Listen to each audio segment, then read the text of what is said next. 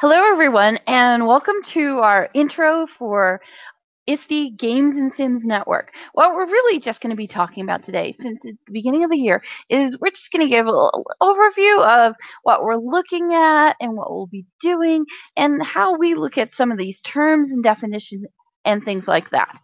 So, for ISTE Games and Sims Network, these are our big five. We do games, game-based learning, game design, game studies, and gamification. So when we're looking at things and we're speaking about games, that's what we're talking about.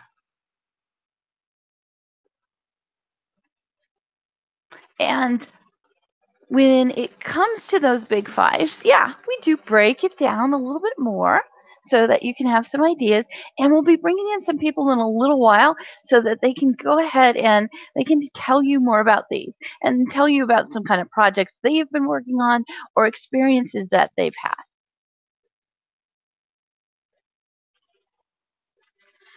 So when it comes to games, this is what we talk about. For games, we talk about the win and loss scenario. So if you hear any of us mention it, it doesn't mean we're talking about a simulation. We're really talking about something that you have a chance to win or lose at, and that there's certain rules and strategies, and also that there can be game mechanics associated with it. Now, the other thing we look at also is gamification. Now, gamification, whenever we're talking about it, what we really mean by that is that we're taking something that is not meant to be a game. And we've put this layer on top of it. And this layer can go ahead and have points and levels, and it can give out awards, and it can also involve an avatar. But when we're talking about gamification in education, we're talking about something that normally does not is not a game, yet we're going ahead and adding that level to it. And it's usually for motivation purposes. And of course, because games are fun too. Okay, so some examples of gamification, and we'll go through these ones really quickly. You might have seen this already. There's Classcraft. It's one of the big ones. Another one is Resli. It was formerly called 3D Game Lab. Now, Resli is very quest focused. So you actually put in your lesson plan or your assignments in a quest fashion, and then your students go ahead and level it up. Also another one, and this is a fun one, okay? This is true gamification, okay? Putting that extra layer on it. It's called Chore Wars. Now, not a lot of educators are using this, but ISTE Games and Sims Network has gone ahead and we've played with this just to start learning about those gamification elements. And if you want, go ahead and play this with your family. Go ahead and make the avatar, go ahead and do things like that. And also, if you'd like to learn more about gamification, you can go to the Metagame Book Club. We did a whole series on gamification there, and you can go ahead and look up extra material and articles and resources and things like that. Now, there's something we need to discuss, and it's a term you might have heard before, chocolate on broccoli. Now, what that really is based on, go ahead and Google TED Talks. This is TEDx Manhattan Beach, and you can see the first person who started talking about it in an educational sense. But chocolate on broccoli is actually a game designer term. And as you can imagine, when you have chocolate and you have broccoli, the only reason you would ever put that chocolate on broccoli would be to make the broccoli better, okay? So what we want to say about games and game-based learning and gamification to begin with is you have to have good curriculum, good pedagogy. You have to be an active, engaged teacher, because otherwise you're just bringing these games or gamification into your class. It's just like putting chocolate on top of broccoli. So even though we like to have fun, even though we like looking at these things, we want to make sure that it's pedagogy first, gaming second, kind of thing.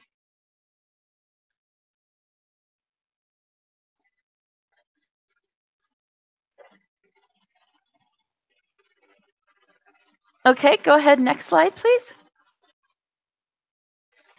Just some comments from our YouTube channel. We have Grid and Lauren. Thanks for watching. And Grid says she'll take chocolate on anything. Well, yeah, and I will honestly tell you that's part of it. Okay.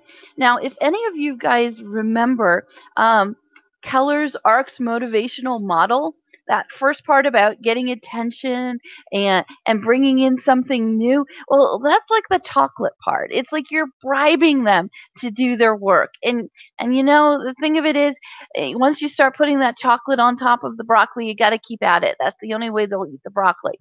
So we want you to think about what's underlying all these things, first of all. And Lauren says you should try Nutella. Nutella, yes, hazelnut. Love it. Okay, now for the ISTE Games and Sims Network, some of the other things that we focus on mobile games because quite honestly, mobile games are starting to be much more developed. And the other great thing about mobile games is they're so easy, and more of our students are having them. So think about mobile games either in the classroom or possibly even for your professional development. So besides mobile games, what we're also we're looking at virtual worlds, augmented reality, mixed reality, and pervasive games. And pervasive games are games that can be played anywhere. Okay, and they go along with you, and they're location based. They could be mobile, or they can be mobile. Sometimes they are, and then sometimes they aren't.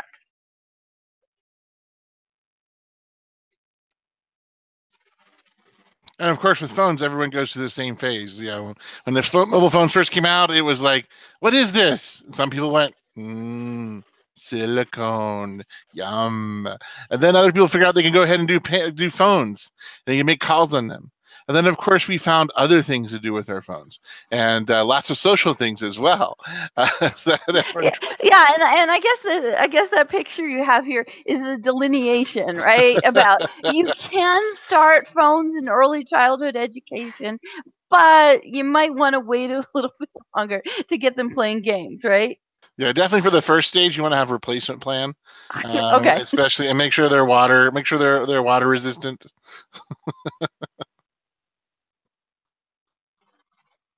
Okay. Another way we've been working with the mobile network, and we've been doing the mobile photo quest at the different conferences. And this is what we did last year in San Antonio. We had over 100 people running around doing seamless mobile learning everywhere in San Antonio. And the other great thing about it was we also went ahead and we got students involved. Um, Lucretia Fraga, who is from San Antonio, brought her undergraduate and her graduate education students, and they helped us figure out where in San Antonio to place things. They helped the photo quest along the way, and they were part of all of it. And that's another thing we want to say about games and simulations and everything you do. Grab your students and have them get involved. I mean, even if it's the first time you want to run it to make sure everything goes okay, if you have any kind of checklist or design sheet, you can just turn it over to your students afterwards and go, okay, it's your turn. You go ahead and design this time. Now, we're also looking at games and the affective domain. And what we mean by that is, you see, we don't have a bias for Bloom because, Bloom, most people stay in the cognitive domain. We look at all the domains. We look at cognitive, affective, and the psychomotor because, after all, if we're running around using these phones or if we're doing anything haptic, say with the Wii or the things that are coming out with the Oculus Rift, that totally goes into the domain of psychomotor. But when we're talking about the affective domain, this is what we're looking at. We're really looking at attitudes of awareness. Okay? We're looking, do your students have the ability to listen and respond? Do they demonstrate characteristics and values to the test situation and the field of study? So when we're talking about effective domain, this is how do they act, think, how open and responsive they are. So we've been doing work with, as you'll see, some games, some games for good. Especially, we're getting some of them from the website Games for Change. So feel free to Google that. It's a wonderful New York conference that happens every year. Unfortunately, if you're not in New York, you got you're not going to have as much exposure to it. And one of the other ones, especially Trish Cloud, was looking at this for us this year, have been the civic games, things like iCivics. And what's interesting with iCivics, it even came out in Spanish last year. So you can have, so if you're teaching the Spanish language, you can have your students go in there to practice, or if you have um, students whose first language is Spanish, this is a wonderful way to look at their funds of knowledge and have them show their classmates exactly how to translate what's going on, and also allow them to look at it in their first language. Now, the next thing that we're looking at is the metagame. And you might be going, what is the metagame? The metagame is everything that happens outside the game, yet is still game related. So that's where the meta comes in. You're looking at it back and forth. Okay. Now, an area that we're going to have Cynthia, who is now on with us, take a look at is simulations. And at least for us, the big five, when we're talking about simulations, what we put under there are virtual worlds, virtual reality, augmented reality, mixed reality, and 3D environments. And Cynthia, are you ready to take it away?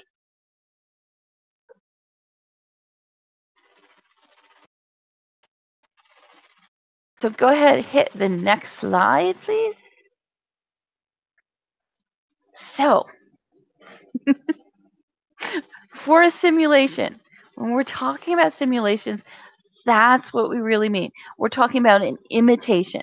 We're not talking about a win-loss scenario like we did when it came to games, but we're really looking for a model, and we're looking at systems thinking.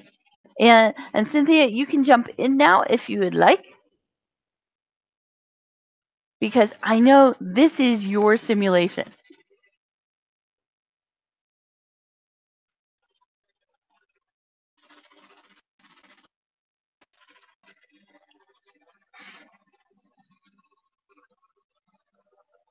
Okay, for this simulation.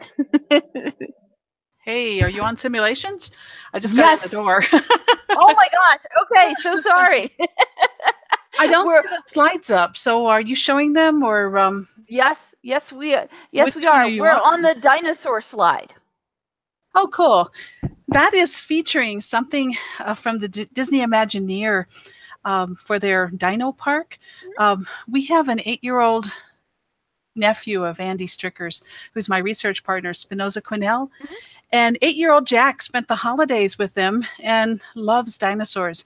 So we thought we'd put together a STEM simulation using his love of paleontology, right?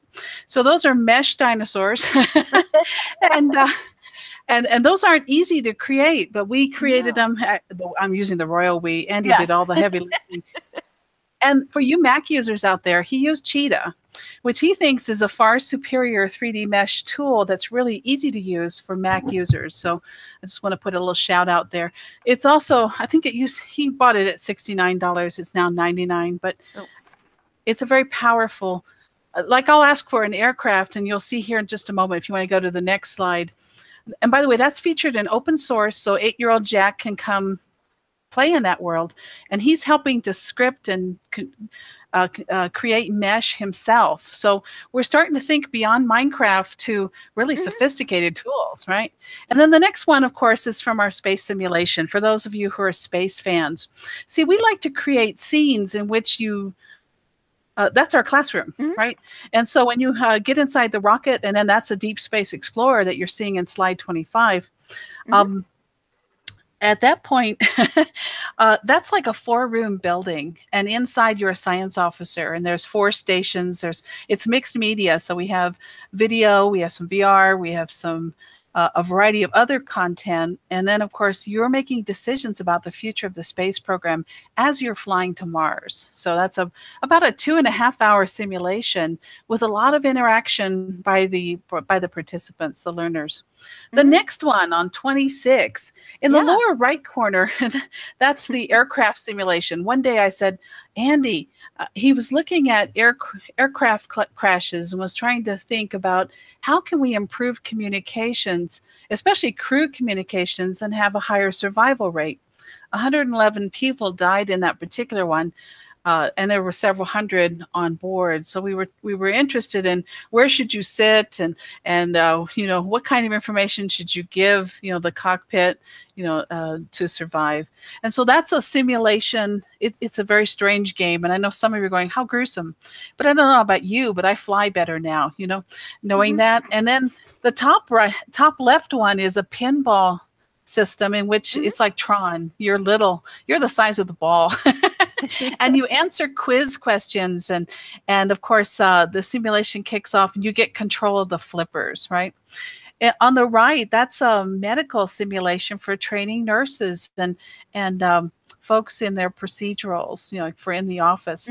And when you step inside that one in the simulation, it causes a bot to log in, 3 different bots, and they're patients who climb up on the gurney, talk to you, and of course interact and answer your questions. So that gives an in situ way of having those experiences.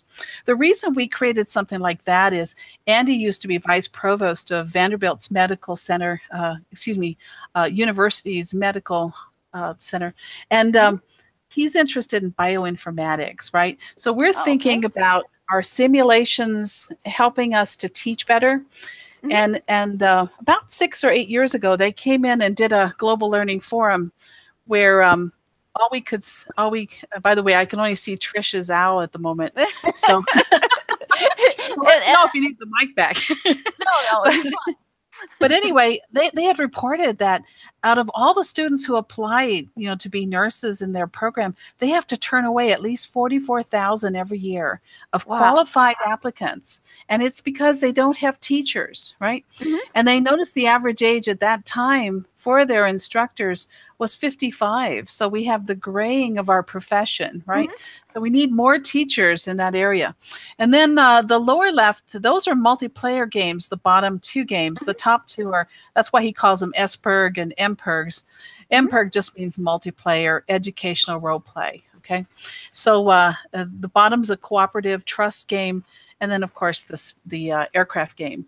Now for those of you, I don't know how many of you out there grew up with a love of the book, The Little Prince, but 27 was a little tribute we did last year where we simulated scenes from the book and gave people immersive experiences. And that's the one where he says, draw me a sheep.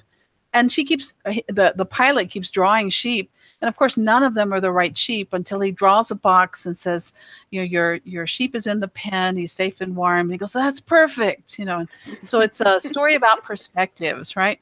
And for those of you who like to color outside the lines, that's the simulation for you. But it's full of sayings and heartwarming ways of thinking. So that's the end of the simulation part. But we have many simulations. I just limited it to those slides. Oh, we did have a question. Grid asked if any of these are being used K through 12. Well, the dinosaur one, that's with being used with 8-year-olds. Okay, so now K through 12 implies that one of us is a K through 12 teacher, and that's not the case. Instead, Andy's wife works with 4-H and works with Auburn University with some of their programs and how they do pre-service for teachers. So what I like to think is that I step outside my boundaries. Many of you know I teach doctoral and some undergraduate classes, but my goal is that we have lifelong learning at all ages, right? So when we create these things, our goal is to empower people who use them to to be creators. Now, if you're wondering on slide 24 for that dinosaur park, you can see that that's and we're going to be featuring that at, if the proposal's approved, right, at the Virtual World's Best Practices in Education. And if not, it's online, it's open source, part of Virtual Harmony, right? Okay, excellent. And I was going to say that this is really the 2018 intro. So we'll be those of us who are involved with ISTE Games and Sim Network will be coming in during this whole thing and telling you about what we're working on, and whether or not the network's going to be involved in some of these things and things like that. So go ahead and hit next. Okie doke. You guys are driving, right? Yep. I still can't see the content, so I'm peeking at the MIDI version. This next strange one, and of course for virtual worlds, you guys will always hear me talk about that. Now, what you have to realize is that the keywords we have here, like avatar, that's certainly essential to virtual worlds. But we also believe that that's part of presencing, and it anchors with the MIT Presencing Institute and Otto Scharmer's work. Barbara Truman's work, if you guys know Delightful Duango, who's been at ISTE, several of the conferences. She did research in this, defining a term we call virtual intersubjective presencing. All that means is people get together, and when they do, great things happen.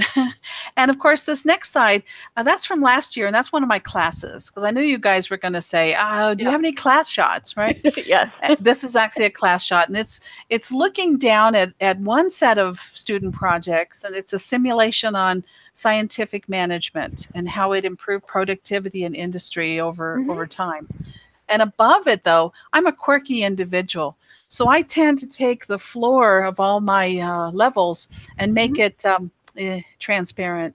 Yeah. So we can still see the sun and we can still have these amazing experiences. And then I like to look up and see how students are doing, right? So what I love about the virtual world is I can have students spread out all over the place, creating content and thinking, and I can observe without interfering. I can give them time to struggle and discover, and then decide when it's time to intervene and close, right? And so that's why that scene is important, is this notion of it's really easy for me to do and for them to do. They didn't think it'd be easy. They were all newbies, by the way. They'd never been in a virtual world. And what do? I start them in Second Life right 2 days after the Virtual World's Best Practices in Education last year. We toured the exhibits for about 2 weeks, and then I took them to OpenSim, which many of you know is not trivial, right? Yeah. And then had them creating content, using the hypergrid, going out and discovering themselves, and then, of course, learning about the architecture, the economy, how to build, and then how to communicate powerful thoughts using these 3D holograms, right? These shapes. The next slide is for you Tolkien fans. There's it's part of the Relay for Life of Second Life, which of course benefits us for cancer research, but it's part of the Fantasy Fair, which goes on for about 2 weeks. And this is LitFest that I'm at. And LitFest happens at the same time. It's all about literature and writing and a love of the written word, right? Which is sign me up. So Barbara Truman and I are sitting there. That's her back on the lower right, and then I'm in the center, and we're listening to Shauna Key Library do The Lord of the Rings and The Hobbit, excerpts from it. There were 3 or 4 actors enacting the various parts, and so we're sitting in the Shire with hobbity buildings all around us, and all of this is user created, which is what I love, right? And I'm sitting next to a librarian who looks like a sunflower, Fidget. And then, of course, the next one on 31, that's from the Dickens Project from December. And many of you who've been in virtual worlds are aware that for an entire month, you could live in Dickens' world and experience A Christmas Carol firsthand, and with amazing interactive exhibits, all created by librarians and educators and people like you and me. So I'll pass it back. Well, I'll warm us up on virtual reality. As we go into 32, VR is kind of my life. This doesn't mean I don't have a life. I know some of you are out there going, oh, get a life, right? It's actually expanded my life. I think that's what I'm trying to say here. Okay. VR has this sense of, when you're in it, the deep immersion takes you deeper than what you guys are seeing right now when you watch this video on screen, right? And you see the chat, you're typing. Those are forms of interaction and presence, but they don't have the richness of VR. Last year, I went to one of the space centers. I'm not going to mention which one because I'm kind of under an NDA. And I got to wear their Oculus unit. Now, I have an Oculus. I have various devices. And for those of you who don't know, since 1995, I've been researching VR. And my study got it on a PC. And I was studying how could we create interfaces that make it easy for people not just to use it, but to save and to interact and create content and do things, right? Be very productive. And that's what I was working on. But so 22 years ago, been doing that. But anyway, I put his on, okay? And he had this great content. It was like being in The Dream is Alive, that old IMAX film where you're floating in the space station over Baja, California. And I felt this feeling of airlessness, and without the queasy nausea, by the way. Okay. His was perfectly calibrated, okay? And I didn't have my glasses on, and I'm like -9 if you were doing your prescription. I'm really blind. And anyway, I could see everything crystal clear, and I was so amazed. And then he instantly flipped the scene, and I was in Bangkok in the water in a canoe, and I could nice. almost feel the water splashing me. And I felt this sensation of a fan blowing, and I don't know. And I didn't feel the muggy heat, which is the only part that probably would have been appropriate, right? But I almost wept. The feeling was so powerful and so intense in less than 45 seconds. And Wow. that's why there's all the noise and the hype about VR, is because it's such a profound experience. It forms memory triggers that stay with you, right? And see, one of my goals in life, I don't know about you guys, is to get out of testing, to get more to authentic experiences where people produce projects, produce work, demonstrate competency, and we get away from taking tests and worrying about rote memorization without application. So that's why VR is so hot. And the difference is, of course, you wear this technology. My goal is to get beyond the technology and have holograms that are around our bodies, beyond augmented reality, where we're actually interacting with them and holding very rich meetings and sessions like this one. Okay, so now go on into your slides. Over to No you. problem. No problem. This was one of the ones that we were able to do at the playground in this year, San Antonio, 2007. It's called Snap Bench, and it's one of our friends, and she was demoing for us. What it is you're not only drawing in, and you'll see with the next picture, you're not only drawing in that virtual space, but you can send it to a printer and it'll print out. Well, I should say you send it to a 3D printer and it prints out. So this isn't just about having you use the headset and getting immersed. It also it also lets you create something physical in the real world, which we thought was really great. And I will tell you, this company, we walked every floor. We did the whole expo, and then we saw this group at another playground, and we immediately said, "Hey, can you come over to our playground?" So this is one of the examples of the really emerging things that we've been managed to see. Now, another group that, go ahead and Google. This is a group, we spoke about the affective domain. This is a group that's been doing some work with students, and this is K through 12 students. And what they've been doing is they're really trying to work with students to think about empathy and multiculturalism. And it's Global Nomads Group, and they actually have a VR app. And this VR app has your students going on to streets with different experiences. One of the experiences that they have is with the Syrian refugees. So it's something that you can go ahead and Google. Now, before we move off of VR to augmented reality, one thing to consider, and often people favor VR over virtual worlds because they say, oh, Mhm. virtual worlds, you can have that prim-based content that's so easy to create, blah, blah, blah. Or you can have the mesh stuff, but that's so hard to create. And they tend to favor VR. One insight I want to offer is I like the fact that we get larger groups together and that we all have Yes. a cooperative way of teaching, learning, and students can be creators in virtual Mhm. worlds. In VR, you're rarely a creator while you're wearing the gear. First Yeah. off, you're just trying to maintain your balance. And if you're standing, boy, when I went to Maxwell Air Force Base, the Air University, they had two of those monster hamster balls. They're called Virtue Spheres. They're like 10 meters. They're huge, okay? And I'm inside it. You go inside, you get sealed in it. And for those of us who are claustrophobic, that's why it has to be so large. And it's on casters. So as you walk, it starts rolling over, this ball does. Mhm. And you can almost see through it, see out of it, because it is kind of a funny mesh. It's really, really thick. And the problem is you get to walking like a duck with your knees stuck together. And as you try to stop and stand, the ball continues to roll behind you, right? It keeps rolling Mhm. forward. So slowing down is really, really hard. And if you're wearing a head-mounted display device, and I was wearing one of the NASA quality ones, which are huge and heavy, let me tell you. Like the first one was 26 pounds that people wore, and you had to have a robotic arm to hold it up or you'd snap your neck. So they've come a long way, but even so, that was really rough. That was about 2012 when I was wearing Okay. that.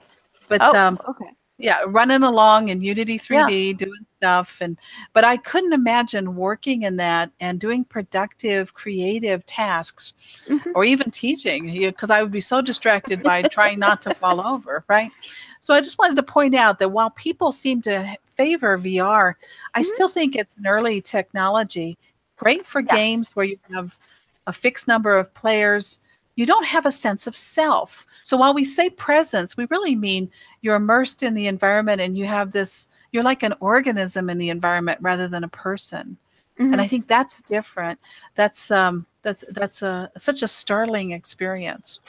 In one of my VR things, you were a drop of water and we flushed you down a toilet. Oh God. And you got the experience of going down the tubes, going to a reclamation plant, being cleaned up, and then sent back to a swimming pool. And it was hysterical, but it's not for the faint of heart Yes. because you're moving fast. Anyway, back over to you. No, no problem. Now, for augmented reality, we're going to turn to Chris to talk about augmented reality. Sure. So with augmented reality, the key thing here is that you're using mobile technology and you're using different platforms to allow you to put a layer of digital content on top of physical content. So typically it's interacting with your camera on your phone or your mobile device. And so the keyword there is augmentation. The idea is that there's more than just what you see. It allows you to go ahead and see there's this little layer. So, most of those sci-fi movies get into this as far as, they get to pull up a little heads up display, or it's on their it's on their eye, it's on their eyes so they see it, or a piece of glass.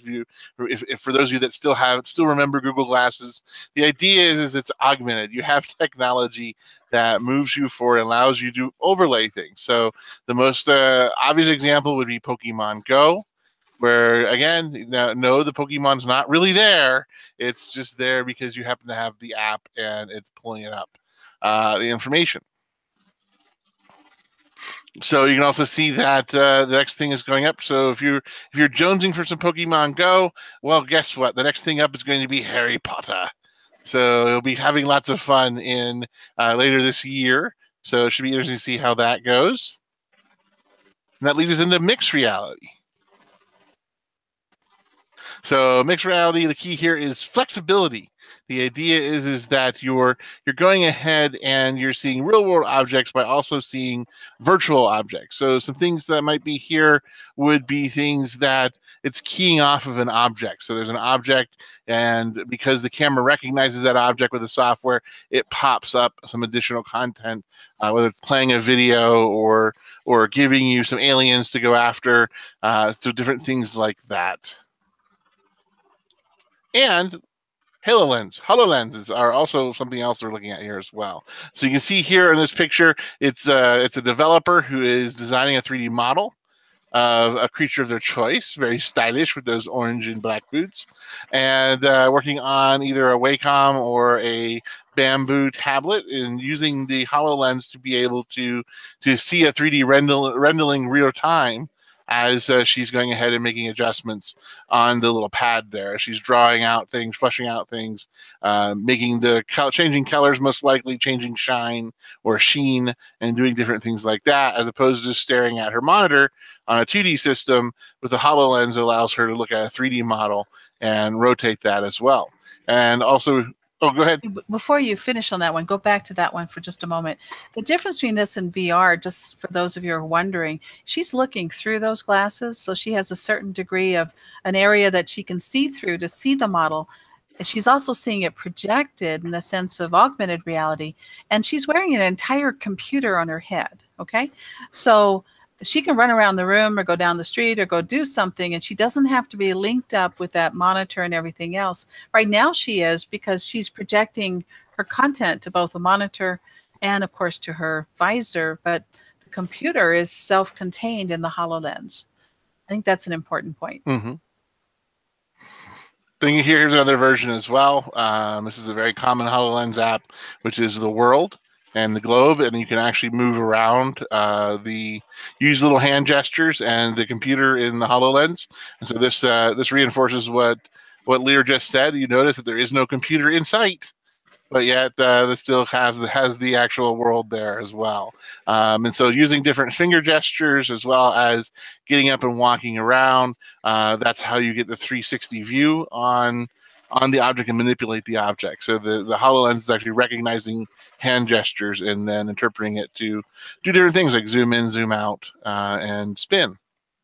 And, so now, and in addition to that, what's transformational about that is they can do web browsing, they can pull up all kinds of content, they could do some video filming, they can start creating an interface. So it's a great tool. It will be a great tool in the future for teaching, but right now it's $3,000. Exactly. Yeah, and I have to say, at my community college, we have a instructor who teaches computer aided drawing, and she is applying for a grant for her students to be able to do that. And the reason that she really wants her students, other than the cool factor, of course, is with computer aided drafting and drawing. Her beginning students have to go from visualizing 2D to 3D, and she thinks that they'll be able to make an incredible leap when it comes to that by using the HoloLens. So they're going to be using the HoloLens as a tool for them, for her students to quickly move and learn the skills of the trade. And now we're going to be showing you a little bit about what we're continuing to do. And for this, we'd ask Trish to come on to talk about it. Yes. One of the things that has, as we have been trying to develop more game-based learning and gamification, the games-based learning end of it is been getting commercial off-the-shelf games into the classroom. And what we're seeing more and more is board games and even some computer games are making it into the classroom. And one way that they have gained acceptance is by starting a Minecraft after-school club. And so when I initially started a Minecraft after-school club about 7 years ago, it was very popular, and it still maintains its popularity. But over the past 7 years, as I've worked more and more with Minecraft and teachers have seen how it can be used, it has been integrated more into curriculum to where now I'm doing a collaborative project with the art teacher with 4th and 5th graders. And we can move to the next slide.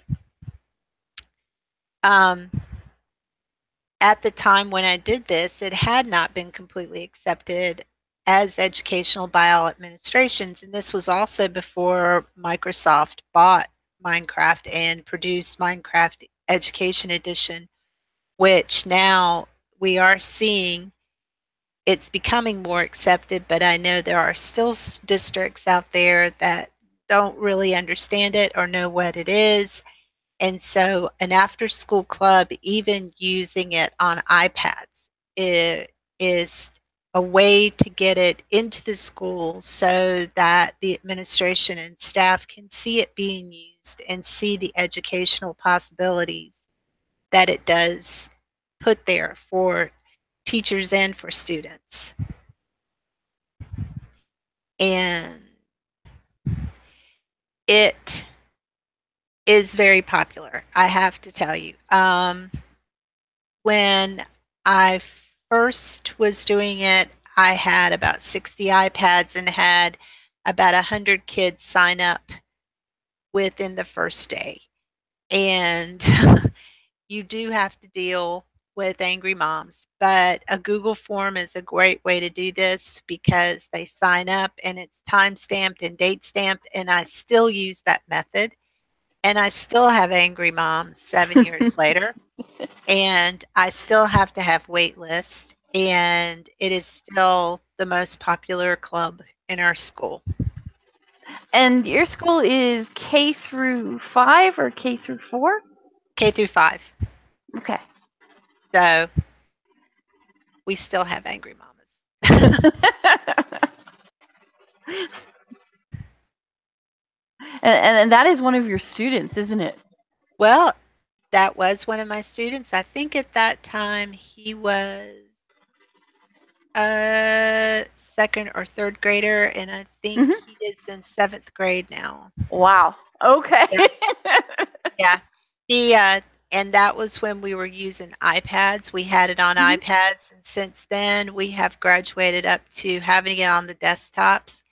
And it's amazing what these kids are doing with it now, and the teachers are truly accepting it. And I pretty much just call them up and say, "What are you studying in math right now?" And they say, "We're working on arrays. Can you make a map that they can work on arrays in Minecraft?" And I go, "Yeah." And so I do it, and then we're able to take photographs of what they've come up with, and I send it to the teachers, and the teachers can grade and see how well they're grasping whatever concept we were working on in that map.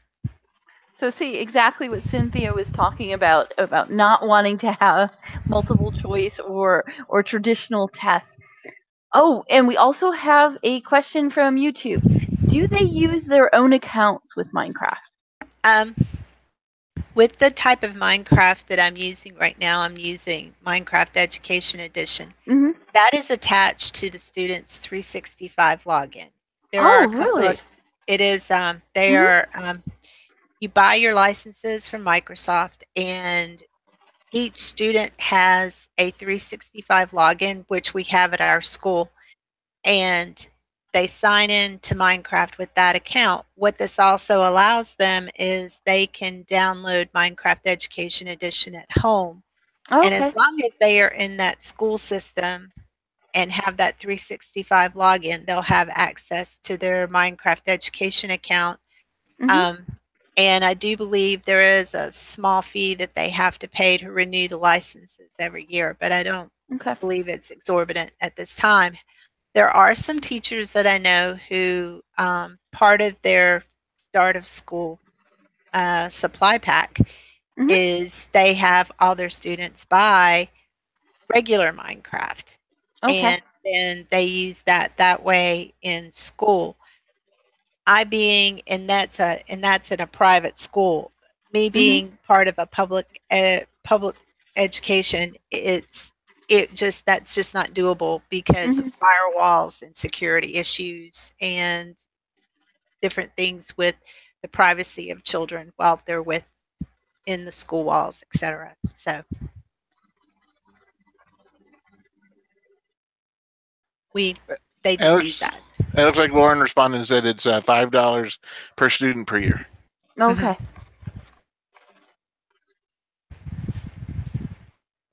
But we do use Minecraft Education Edition.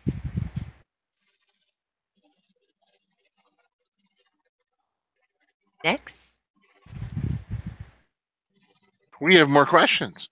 Oh. Do you prefer Minecraft on a desktop, or did iPads have any advantage over desktops?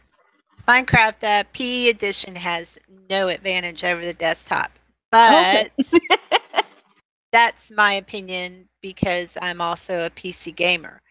If you Okay. talk to certain children, they'll tell Mhm. you they like it better on Xbox. And a lot of kids have learned how to play Minecraft on the mom's phone. Oh, So okay, interesting. when they come to me, a lot of them have never played Minecraft on a desktop. Once they do, they love it. But it's a big adjustment for them because they have done everything on a phone or an Yeah. iPad or a tablet of some sort. So it's a big adjustment for them to learn how to play on a desktop, particularly it for a child who is in second grade. Just the movement of having to move your character with one hand, drive with a mouse with the other hand, look around and do the mouse buttons is a little complicated for younger kids, and it takes them a little while to get used to it because they just don't know the difference between a right and left mouse. Mhm. And it makes me wonder sometimes when because with the HoloLens, Mhm. you can kind of see Minecraft being built in front of you. Yeah. Are we even going to be using mice that much longer anyway if we move to more virtual environments where we're using a HoloLens and or be in an Oculus Rift kind of situation? Will we just be using our hands to break and place blocks? So there it for it and right now the biggest question, is the cost of this kind of thing. Mhm. But you get such buy-in from students. They are so willing to participate in this kind of environment. They are engaged in it, and even if they don't like math, Mhm. they're going to do this because they're in a virtual environment. And right now, Minecraft is the virtual environment we can get inside the firewalls. Exactly, and the thing that I was going to say, because we've had discussions about this before, about and it goes back to the psychomotor domain, that we are probably going to have to teach our students, like we have them jump from one platform to another platform on PCs, like, oh, you need to learn Microsoft Word, and you also Mhm. need to learn Google Documents. I think it's going to be like that when it comes to haptics. I mean, remember when Pokemon Go came out and we started talking about is walking and having yourself, your phone there, is that going to become some kind of literacy that you can do both?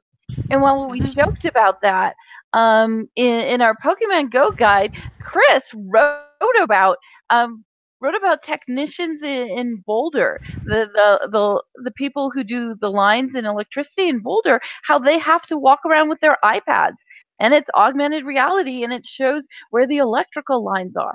So Exactly, and a lot of other smart cities have started doing that, where they're creating their infrastructure in augmented reality apps for the city employees. So when they're looking for sewer mains, or when they're looking for water mains, when they're looking for electrical, or looking for different things like that, they actually get the blueprints applied through their devices, so they can just see where everything is, overlaid over where they're actually at, and it's using the GPS connection that they have in these various different mobile devices. and I mean, that's the psychomotor domain and the literacy we're gonna have to teach. I mean, the thing of it is I have to say, I was watching Morning Joe this morning, and you see a commercial with augmented reality and stuff like that, but then I saw two. I saw two very, great ones. Well, I shouldn't say great ones, because one of them was on rheumatoid arthritis, and it showed a hand, and it showed put your hand here, and then it's going to tell you what the problems you're going to have with your hand and how the arthritis is going to grow. But it was an augmented reality simulation, and the commercial right after that, it was what Chris was just talking about. It was about augmented reality. A person had a visor up, was wearing a visor, but the visor, it wasn't, it was projecting to someone, an expert who was back, say, at the electrical plant, and it really was dealing with like the blueprints that this person was looking at, and they were able to see the overlay, and the expert back at the plant was also be able to bring up some more things. And I know we often see things in commercials that are not feasible, but we're getting closer and closer. And that's why we think um, games and simulation network is so important, that we start thinking about these things, thinking about how to bring them into the classrooms, and you never know from what direction they're going to come. If things are going to be brought up through the K through 12 realm, or if they're going to hit the college classes first and then go K through 12, it's all over the place, and we can't predict, but we can discuss at least.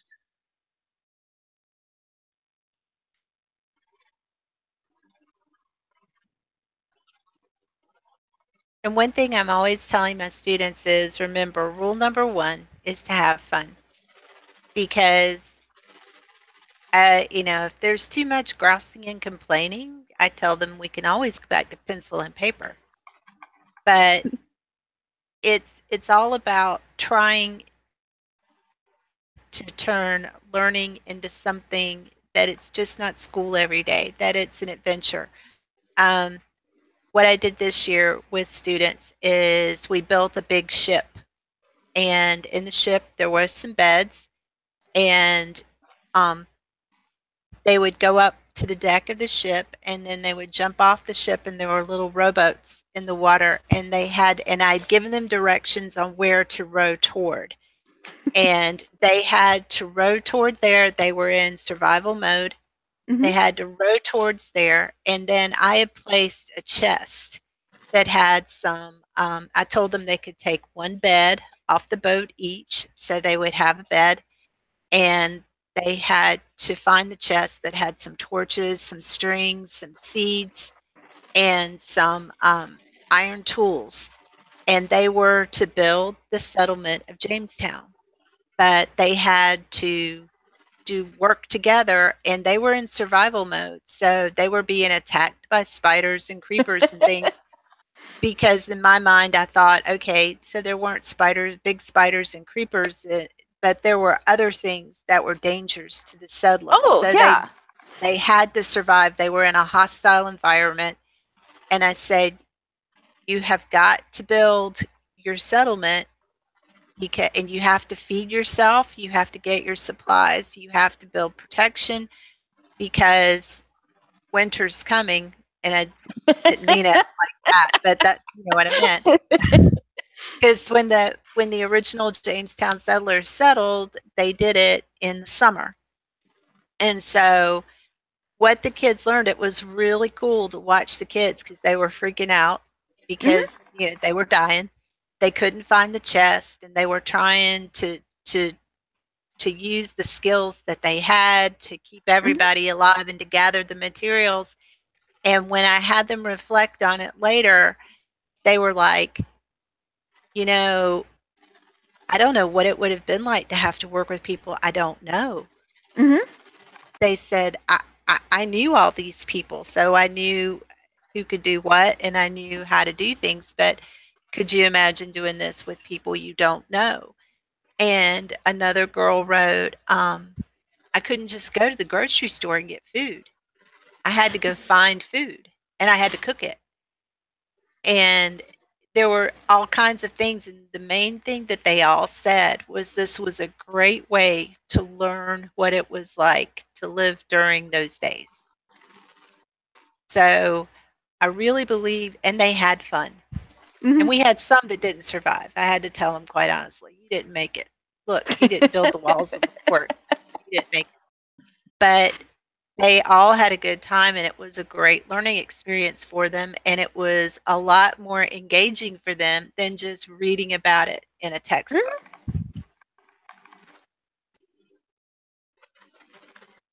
And we're about wrapping up. So the other thing we wanted to mention that we're going to still do, because we love them and we like making them more and more sophisticated, are escape rooms. Look, we love we love escape rooms. And this was an example of the antidote being locked up. And so we have a couple more slides here. Here is one of our friends for the ostrich outbreak. Yes, she was role playing. She absolutely came in her Halloween costume where she was riding on the ostrich, and we had the ostrich come in before we started the outbreak. And this is at the community college level. Now you can see the microscope there. So like I said, we get more and more sophisticated. Students did have to find things, put things on slides, look at them under microscopes. But still, the frame of escape rooms and that 60 minutes that either escape the room, save the world, save the city, it works. And some other things that we're looking at is, this is an example we want to put. So what we're doing here is we're going ahead and we were looking at how to use these daiquiri cubes. And since I'm at a community college, some of my instructors were very skeptical, but we printed them out on green paper. They look very green cardboard. They look very steampunk. So we started having a prop shop, and they were sitting in there for a while until the chemistry instructor wanted to do an escape room. And if you've looked at daiquiri before, what you do is you go through your mobile app, and what happens is the chemicals show up. And the chemicals, if two of them have some sort of reaction, you can put them together and you can go ahead and see the reaction. But we ended up using these not only for a chemistry escape room, but believe it or not, for a Fahrenheit 451 escape room too. So that's about all we have. And here are some things that will be coming up shortly in 2018. Starting on January 28th, once a month, Sherry Jones will be doing games and ethics with us. So that should be a lot of fun. And next, for the 2018 conference, we will be doing, here's the events we'll be at least our network. We'll be at the network fair on Sunday. We'll be doing a playground on Monday morning, and we haven't been told yet when we get to do games night. So that's all. Thank you very much for watching, and come and play with us. So bye, everybody.